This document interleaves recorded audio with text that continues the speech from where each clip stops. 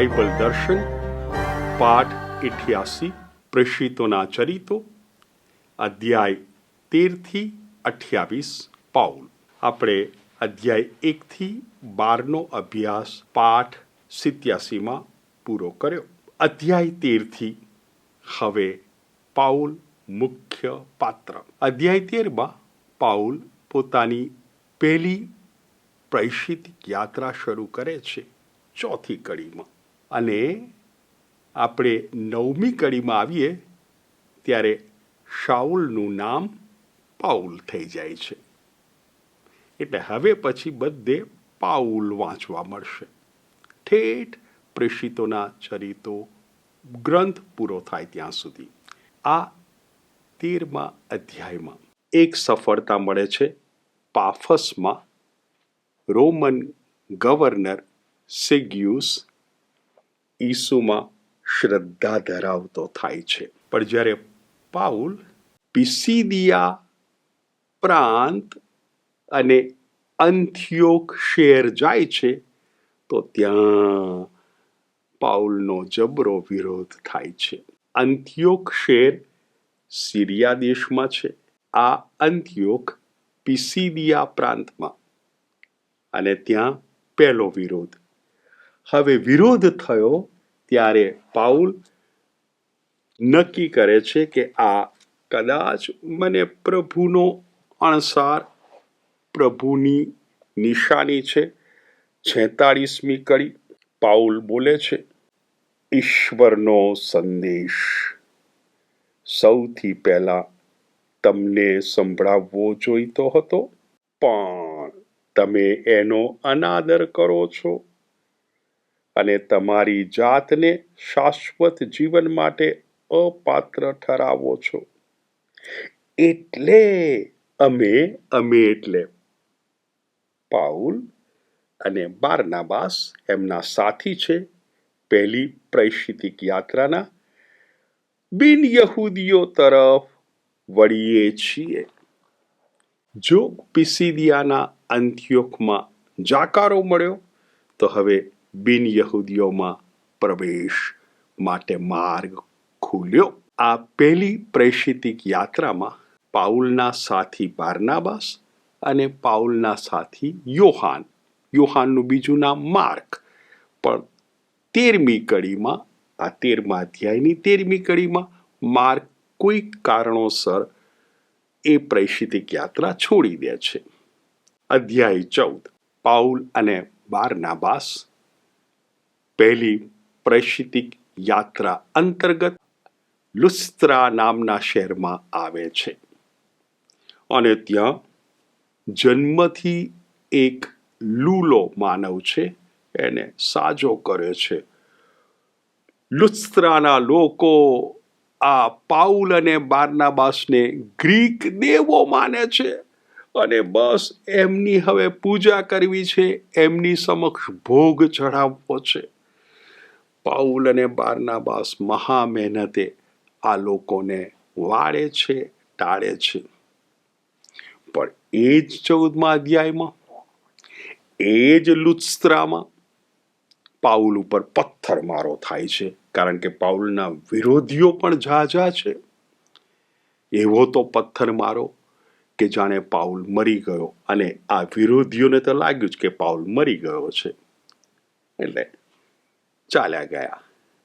Paul ઊભો થયો, બચી ગયો, અને પાઉલની પહેલી પ્રેષિતિક યાત્રા આ 14મા અધ્યાયને અંતે પૂરી થાય છે.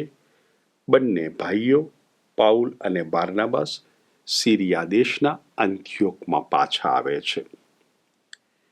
પહેલી પ્રેષિતિક યાત્રા અધ્યાય 13 અને અધ્યાય 14. અંથિયોક આવ્યા. અધ્યાય 15 એક સમસ્યા ઊભી થઈ છે. આ યહૂદી જે ખ્રિસ્તી બન્યા છે એમાં હિબ્રુ ભાષી યહૂદી ખ્રિસ્તીઓ છે ને, એ હવે કહે છે કે જો કોઈને પણ ખ્રિસ્તી બનવું હોય તો સુન્નત કરાવવી જ પડે, માત્ર સ્નાન સંસ્કાર ના ચાલે. હવે ઘણા બધા બિન યહૂદીઓ ખ્રિસ્તી બનતા હતા. શું કરીશું? હવે જવાબ કોની પાસે શોધવો? તો સિદ્ધાંતનું કેન્દ્ર હતું યરુશાલેમ, જ્યાં પ્રેષિતો છે. નક્કી થાય છે, પાઉલ અને બારનાબાસ, તમે જાઓ યરુશાલેમ અને પૂછો પ્રેષિતોને શું કરીએ આ સંદર્ભમાં. હવે માનવામાં આવતું સુન્નત કરાવવાથી યહૂદી પ્રજામાં જન્મ થાય, અને જેનો યહૂદી પ્રજામાં જન્મ થાય એનો જે પહેલું કુટુંબ અને પહેલો જે સમાજ, એ બધા સાથેનો સંબંધ પૂરો થઈ જાય. એટલે સુન્નત એ જાણે કે નવો જન્મ છે. હવે પ્રેષિતો જ સાચો જવાબ આપી શકે અને આપે છે. પ્રેષિતોના ચરિત્રો ગ્રંથ 15મો અધ્યાય, પહેલી પરિષદ યરુશાલેમમાં, અને ત્યાં નિર્ણય લેવાય છે. બિન યહૂદીઓ માટે સુન્નત નથી જરૂરી, નથી ફરજિયાત. પણ બિન યહૂદીઓએ 4 બાબતોની કાળજી રાખવાની. મૂર્તિને ધરાવેલું ખાવું નહીં, લોહી ખાવું નહીં, પ્રાણીને ગુંગળાવીને મારી નાખ્યું, એમાં લોહી છે, એ પ્રાણી ખાવું નહીં, અને નિષિદ્ધ લગ્ન સંબંધીથી દૂર રહેવું. આ 4 બાબતો બિન યહૂદીઓએ પાળવાની. સુન્નતની જરૂર નથી. એ માટે પત્ર લખ્યો, અને આ પત્ર બારસાબાસ અને સિલાસ નામના 2 પ્રતિનિધિઓ દ્વારા પાઉલ અને બારનાબાસ સાથે મોકલી આપ્યો. હવે આ 2 પ્રતિનિધિઓ બારસાબાસ અને સિલાસ બધા ભક્તોને આ પત્રની જાણ કરશે. આ 15મા અધ્યાયમાં પાઉલ અને બારનાબાસ વચ્ચે મતભેદ થાય છે. ઉગ્ર મતભેદ. કઈ બાબતનો? બીજી પ્રેષિતિક યાત્રા શરૂ કરવી છે. પહેલી પ્રેષિતિક યાત્રામાં યોહાન અથવા માર્ક એમની સાથે જોડાયેલો ને, પણ એ અધવચ્ચે યાત્રા કાપીને પાછો ફરેલો, એને ફરીથી જોડાવવું છે. એટલે બારનાબાસ પાઉલને કહે છે, પાઉલ લઈ લઈએ એમને આપણી સાથે. પાઉલ કહે છે, ના, બિલકુલ નહીં. અને મતભેદ એટલો તો ઉગ્ર થયો તે પાઉલ કહે છે, બારનાબાસ તારે પણ ના આવવું હોય તો નહીં. એટલે બારનાબાસ સાથેનો સંબંધ કાપી નાખ્યો. આ બારનાબાસ ખરેખર પાઉલને આ પ્રેષિતો સમક્ષ રજૂ કરે છે. આ બારનાબાસ આ પાઉલને ખરેખર તો સ્ટેજ ઉપર રજૂ થવામાં મદદરૂપ હતા, પણ જુઓને કાપી નાખ્યા. એટલે માર્ક નહીં અને બારનાબાસ પણ નહીં. અધ્યાય 15 40મી કડીમાં બીજી પ્રેષિતિક યાત્રા શરૂ થાય છે. ત્યારે સાથી કોણ છે? સિલાસ અને પાઉલ જાય છે. અધ્યાય 16 સૌથી પહેલા લુસ્ત્રામાં, જ્યાં પથ્થરમારો થયો હતો, જ્યાં લગભગ મારી નાખેલો પાઉલને, ત્યાં ફરીથી જાય છે. હિંમત. કારણ કે ઈસુએ કીધું છે, દિવસના 12 કલાક નથી હોતા, કલાક બદલાય છે એમ માનવનું મન અને માનવનું વલણ પણ બદલાય છે. આજે મારો વિરોધી, કાલે મારો મિત્ર. લુસ્ત્રામાં પાઉલને તિમોથી મળે છે. પછી તો એક સરસ સાથી બન્યા છે તિમોથી. હવે ત્યાંથી મકદોનિયા પ્રાંત, રોમન સામ્રાજ્યનો, એનું મુખ્ય શહેર પાટનગર ફિલિપી.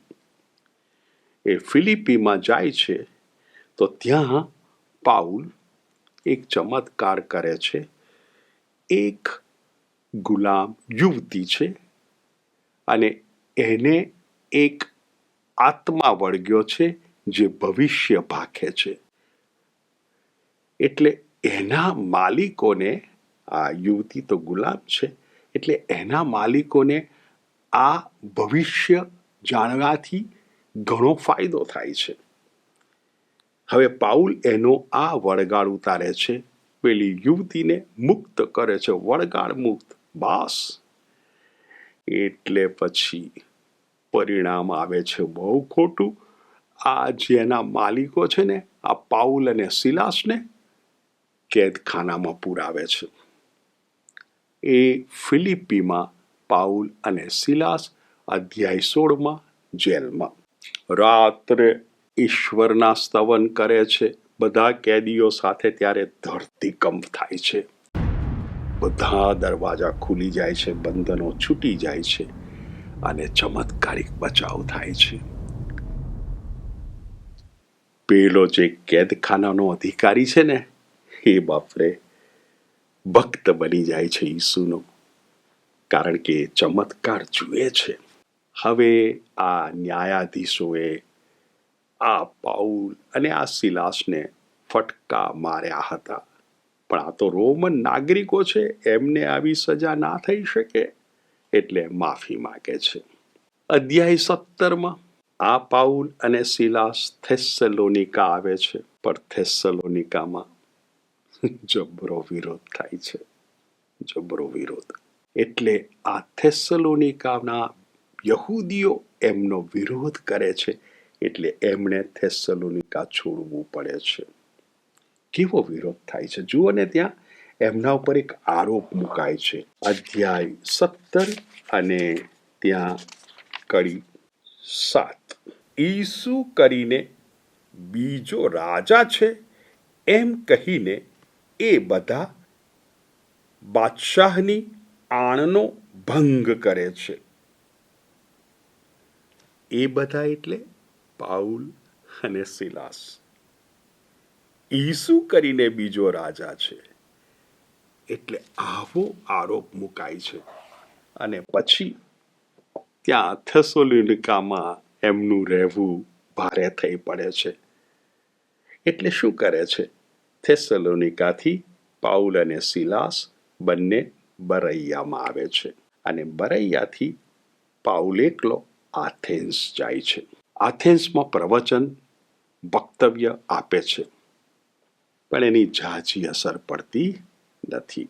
એટલે હવે અધ્યાય 18 પાઉલ આવે છે કરિન્થ.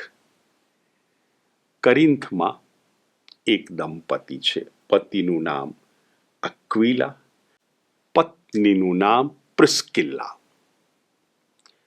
આ યહૂદી દંપતી પાઉલના મિત્ર બની જાય છે. એટલે કરિન્થમાં આ દંપતી સાથે છે, ત્યારે સિલાસ આવે છે, તિમોથી પણ આવી જાય છે. અને હવે પાઉલ આ દંપતી સાથે, અક્વિલા અને પ્રિસ્કિલા સાથે કરિન્થથી નીકળી એફેસસ જાય છે. અને એફેસસમાં ત્યાં પહોંચ્યા પછી એ પોતાની બીજી પ્રેષિતિક યાત્રા પૂરી કરે છે 22મી કડીમાં. અધ્યાય 18 22મી કડીમાં એની બીજી પ્રેષિતિક યાત્રા પૂરી થાય છે, જે શરૂ થઈ હતી 15મા અધ્યાયની 40મી કડીમાં. કયા કયા શહેરો?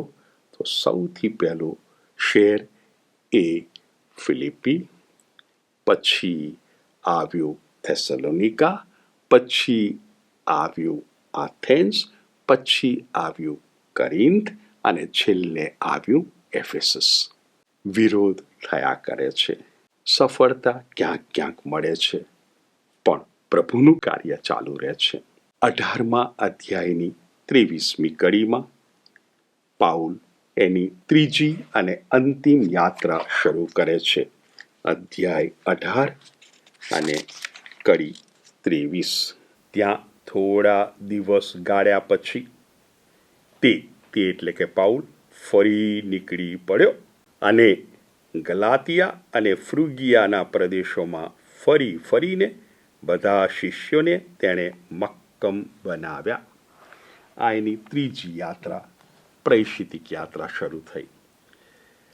હવે અધ્યાય 19 એફેસસમાં છે, અને એફેસસમાં એ સફળતા પ્રાપ્ત કરે છે.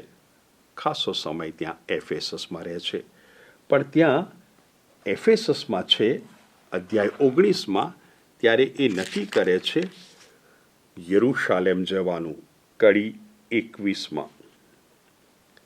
આ બધું બની ગયા પછી પાઉલે પવિત્ર આત્માની પ્રેરણાથી મકદોનિયા અને અખાયા થઈને યરૂશાલેમ જવાનું નક્કી કર્યું અને કહ્યું, ત્યાં ગયા પછી મારે રોમ પણ જોવું જોઈએ. એટલે યરૂશાલેમ અને રોમ, અર્થાત યાત્રા પૂરી નહીં થાય સિરિયા દેશના અંત્યોક શહેરમાં, યાત્રા પૂરી થશે રોમમાં ત્રીજી. આમ તો ખરેખર યરૂશાલેમમાં પૂરી થશે, પછી એને રોમ લઈ જવામાં આવશે. આ 19મા અધ્યાયમાં એને સફળતા મળે છે, તો સામે થોડો વિરોધ પણ થાય છે. આપણે એ વિરોધ જરા જોઈ લઈએ. વિરોધ થાય છે સોનીઓ દ્વારા. સોનીઓ આર્તિમિસ નામની દેવીની પ્રતિમા તૈયાર કરે છે, સોનાની. પણ હવે પાઉલે જે પ્રચાર કર્યો છે ને, પાઉલે જે ઉપદેશ આપ્યો છે ને, એટલે હવે આ સોનીઓને લાગે છે કે અમારો ધંધો પડી ભાગશે. હવે કોણ મૂર્તિઓ, કોણ પ્રતિમાઓ બનાવવાનો ઓર્ડર આપશે? અને એટલે સોનીઓ હુલ્લડ કરે છે આ પાઉલ અને એના સાથીઓ વિરુદ્ધ. એટલે હવે અધ્યાય 20માં ત્યાંથી એફેસસ છોડીને આવે છે ત્રોઆસમાં. હવે એફેસસમાં હુલ્લડ શાંત પાડનાર કોઈક અધિકારી છે, દફતરદાર કહેવાય. ચાલો, એણે ગમે એમ કરીને આ હુલ્લડ શાંત પાડ્યું. પણ યહૂદીઓએ એવું તો કાવતરું રચ્યું હતું કે પાઉલે પોતાનો પ્લાન, પોતાની યોજના બદલવી પડી. એ દરિયાઈ માર્ગે જવા વિચારતો હતો પાછો, પણ એણે બદલી નાખી યોજના. અને હવે એ અધ્યાય 20માં ત્રોઆસ આવે છે. ત્યાં ત્રોઆસમાં જ્યારે એ પ્રવચન આપે છે, 3જા માળે લાંબુ પ્રવચન છે, અને એક યુતુખસ નામનો યુવાન બારીમાં બેઠો છે. એને ઝોકું આવે છે, પડી જાય છે ને મરી જાય છે 3જા માળેથી. યુતુખસને પાઉલ જીવતદાન આપે છે અને પછી ત્યાંથી આગળ વધે છે ત્રોઆસથી મિલેતસ. મિલેતસમાં એ પેલા એફેસસના વડીલોને બોલાવે છે. એફેસસ નથી જતો પાઉલ, કારણ કે હમણાં જ હુલ્લડ થયું છે, સોનીઓએ હુલ્લડ કર્યું છે આ પાઉલ અને એના સાથીઓ વિરુદ્ધ. તો કહે છે તમે આવી જાઓ ને, કારણ કે હું હવે પાછો જઈ રહ્યો છું. અને એ મિલેતસમાં એફેસસના વડીલોને સંબોધે છે. પાઉલ મિલેતસથી વહાણ માર્ગે તૂર આવે છે, મળે છે ભક્તોને, અને ભક્તો કહે છે પાઉલ, તમે યરૂશાલેમ જાઓ છો ને, ના જતા, તમારે માટે સારું નથી, ના જતા. યાદ આવી જાય ઈસુ યરૂશાલેમ જવાનું નક્કી કરે છે, અને પીતર, ઈસુ ના જતા, ના જતા. પણ ઈસુ મક્કમ, પાઉલ પણ મક્કમ, જે થાય તે જવાનો.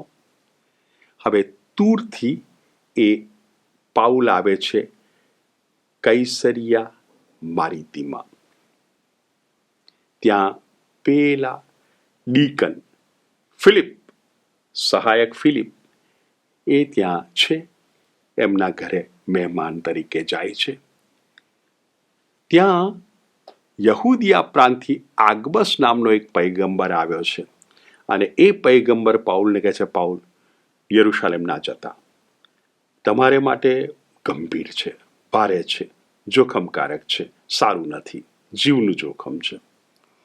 પાઉલ તો મક્કમ, જવાનો. અને એ જાય છે કૈસરિયા મારિતીમાંથી યરૂશાલેમ. યરૂશાલેમમાં તે વખતે ધર્મસંઘના ઉપરી છે અલ્ફીનો દીકરો પ્રેષિત યાકોબ. વડીલો પાઉલનો આવકાર કરે છે અને પાઉલને કહે છે, પાઉલ, તમારા વિરુદ્ધ ઝાઝી અફવાઓ ફેલાઈ છે. એટલે આ બધાને શાંતિ મળે, બધા શાંત થઈ જાય એટલા માટે એક કામ કરો ને, તમે શુદ્ધિ સંસ્કાર સ્વીકારો ને. પાઉલ કહે છે ચોક્કસ, તમે જેમ કહો એમ કરીશ. એટલે પાઉલ શુદ્ધિ સંસ્કાર સ્વીકારવા માટે યરૂશાલેમના મંદિરમાં જાય છે. હો, યહૂદીઓ જેવા પાઉલને જુએ છે કે પાઉલ ઉપર તૂટી પડે છે, પાઉલને મારી નાખવો છે. જુઓ ને, ક્યાં વિરોધ નથી થયો પાઉલનો. સફળતા પણ મળી છે, પણ જુઓ ને વિરોધ. અને એટલે જ્યારે આ બધા તૂટી પડે છે એટલે સેનાપતિ ક્લાઉદિયસ આવી જાય છે, પાઉલને બચાવી લે છે, કિલ્લામાં લઈ જાય છે. પાઉલને લઈ જાય છે ત્યારે પાઉલ કહે છે મને રજા આપો, મને રજા આપો, આ બધા ભાઈઓને સંબોધવાની રજા આપો. ક્લાઉદિયસ કહે છે રજા આપીશ. અને અધ્યાય 22 પાઉલ આ યરૂશાલેમના યહૂદીઓને જે પાઉલનો વિરોધ કરે છે એમને સંબોધે છે. એ યહૂદીઓ પર કશી અસર થતી નથી. એટલે આ સેનાપતિ ક્લાઉદિયસને લાગે છે કે આ પાઉલ ગુનેગાર હશે, પણ એનો ગુનો કઢાવવો કેમનો? એટલે હુકમ આપે છે એને ફટકા મારો અને એનો ગુનો કબૂલ કરાવો. શું છે ગુનો? હવે પાઉલ તો રોમન નાગરિક છે, રોમન નાગરિક. પાઉલ કે છે સેનાપતિ રોમન નાગરિક છું.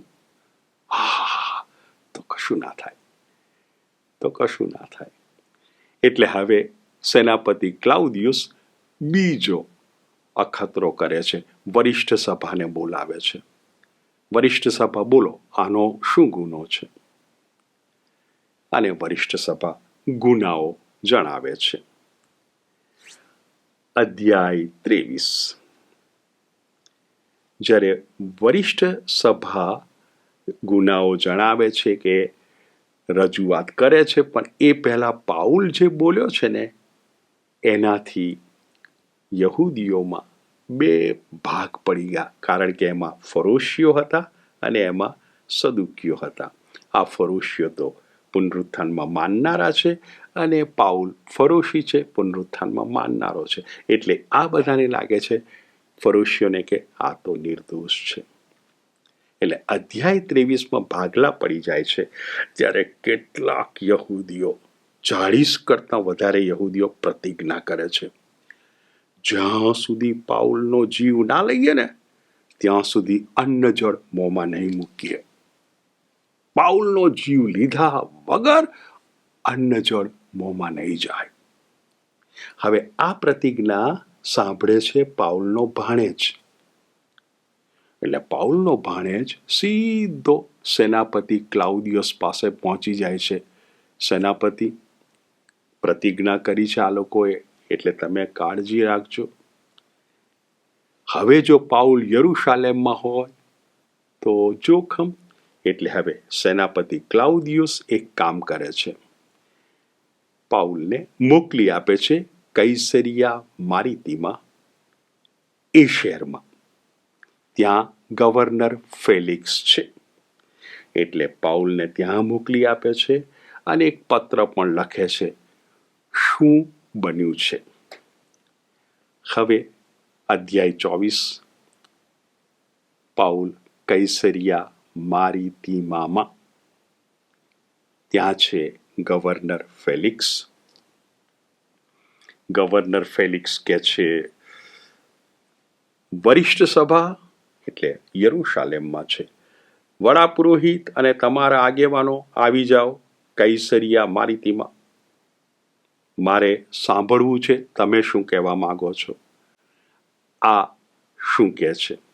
એટલે અધ્યાય 24 આ વરિષ્ઠ સભાના વડા પુરોહિત હનનિયા અને આગેવાનો આવે છે અને એમનો વકીલ છે તેર્તુલુસ.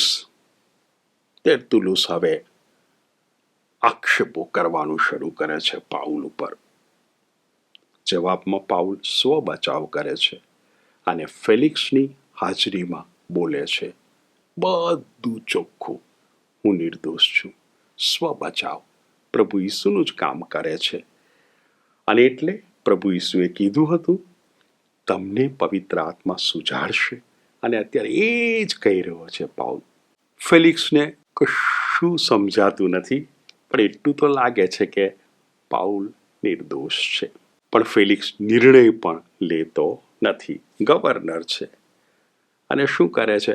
સુનાવણી મુલતવી રાખે છે. ચાલો ફરીથી સાંભળીશું, અત્યારે આટલું પૂરતું છે. અને પાઉલને કેદખાનામાં પૂરી દે છે 2 વર્ષ માટે. કશું જ કરતો નથી ગવર્નર ફેલિક્સ. અને પછી તેની બદલી, એટલે એ તો ચાલ્યો જાય છે. અને એની જગ્યાએ નવો ગવર્નર આવે છે, પોર્કિયુસ ફેસ્તુસ. હવે પોર્કિયુસ ફેસ્તુસ ગવર્નર બને છે. અને આપણો અધ્યાય 25માં એને દબાણ આવે છે કે તમે મોકલી આપો યરૂશાલેમમાં પાઉલને, કે જેથી ત્યાં કાર્યવાહી થાય. ફેસ્તુસ કહે છે, ના, કાર્યવાહી ત્યાં નહીં થાય. કાર્યવાહી કૈસરિયા મારિતીમામાં જ થશે. પણ ફેસ્તુસ કોઈ પણ પ્રકારનો નિર્ણય કરી શકતો નથી. એટલે હવે પાઉલને લાગે છે કે આ જરા જોખમકારક છે. યરૂશાલેમ તો વિરોધ જ કરનારું છે. આ કોઈ નિર્ણય નથી કરતા. એટલે પાઉલ રોમન નાગરિક છે. એટલે કહે છે, મારી ઈચ્છા છે, મારો કેસ રોમન બાદશાહની કોર્ટમાં, રોમમાં રોમન બાદશાહ સમક્ષ થાય. બધું જ એમની સામે થાય. રોમન નાગરિક છે. ગવર્નર ફેસ્તુસ રજા આપે છે. હવે તે વખતે રાજા હેરોદ અગ્રિપા બીજો આ ગવર્નરને મળવા આવે છે. તો ગવર્નર કહે છે, પાઉલ નામનો કેદી છે, જરા એને સાંભળો ને. એટલે અધ્યાય 26માં પાઉલ ગવર્નર ફેસ્તુસ અને રાજા હેરોદ અગ્રિપા બીજા સમક્ષ વળી પાછું વક્તવ્ય આપે છે સ્વ બચાવ માટે. આ સાંભળીને રાજા હેરોદ અગ્રિપાને લાગે છે પાઉલ નિર્દોષ છે, પણ એને મુક્ત ના કરી શકાય. કેમ? કારણ એણે માગણી કરી છે રોમ જવાની, અને એટલે મુક્ત કરી શકતો નથી. જો કે રાજા પાસે કોઈ સત્તા પણ નથી. ગવર્નર કદાચ મુક્ત કરી શકે, પણ હવે રોમમાં જવાની માગણી કરી છે. પાઉલ 27મા અધ્યાયમાં રોમ તરફ પ્રવાસ શરૂ કરે છે, દરિયાઈ માર્ગે. ભારે પ્રવાસ છે. અને એ પ્રવાસ દરમિયાન જાનનું જોખમ છે. પણ પ્રભુ પાઉલને દર્શન દઈને કહે છે, પાઉલ, કોઈની જાનહાનિ નહીં થાય. 276 મુસાફરો છે. 276, કોઈની જાનહાનિ નહીં થાય. પણ તોફાન એવું છે કે બધા ગભરાઈ ગયા છે ને હવે ઉપવાસ કરે છે ને ખાતા નથી ને. એટલે પાઉલ એમને કહે છે, પ્રભુએ મને કીધું છે કોઈની જાનહાનિ નહીં થાય. તમે ખાજો, તમે પીજો. 14 દિવસ પછી પહેલી વખત 276 મુસાફરો ધરાઈને ખાય છે. હા, વહાણ તૂટી જાય છે, પણ એ બધા બચી જાય છે અને માલ્ટા નામના ટાપુ પર આવી જાય છે. આ માલ્ટામાં પાઉલને સાપ હાથે વીંટળાઈ જાય છે.